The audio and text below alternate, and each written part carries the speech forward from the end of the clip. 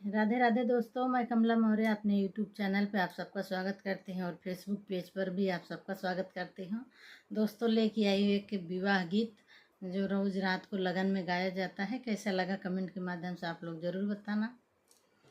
पनवाये सन हम पातर ये बाबा, फुलवानियन सुकुआर जी।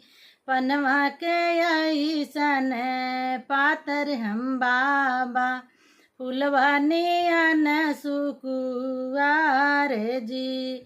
चंदा बरन हम सुंदर ये बाबा, एंगुर बरन चटकार जी। चंदा बरन हम सुंदर हो बाबा, एंगुरनियन चटकार जी।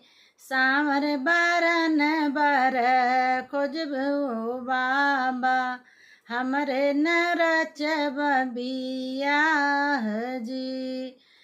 सांवर बरन बर खोजबाओ बाबा हो, रचबा तू हमर बियाह जी।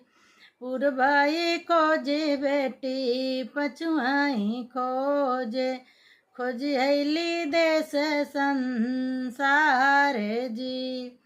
पूर्वाई खोजे बेटी पछुआई में खोजे हो, खोजैली देश संसार जी। सांवर बरन नहीं मिलबे, सांवर बर नहीं मिलले हो बेटी, अब बेटी रहब कुंवार जी। सांवर बर नहीं मिलले हो बेटी, अब बेटी रहब कुंवार जी। जाई न ये बाबा अवध नगरिया हो, राजा दशरथ जी के द्वार जी। जाई न ये बाबा अवध नगरिया हो, राजा दशरथ जी के द्वार जी। लालन चारौ जो बड़े कुंवार हो, चार ही बर में जवन बर सांवर। लालन चारे बड़े उनकर कुंवार हो, चारों ही बर बाबा जवन बर सांवर हो। तीन ही के माथे तिलक चढ़ाई जी, तीन ही के माथे बाबा तिलक चढ़ावा हो। तिलक ही मांगे बेटी साठी मोहरिया हो, ओ तिलक ही मांगे बेटी साठी मोहरिया हो।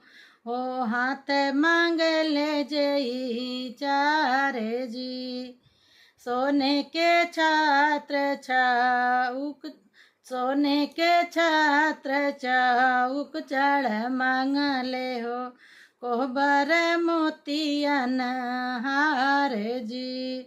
सोने के छात्र चौक चढ़े मांगले, कोहबर मोतियन हार जी। इतना दहेज बेटी जे करे न होई है, से बेटी रही है कुंवार जी। इतना दहेज बेटी जे करे न रही है हो, से बर रही है कुंवार जी।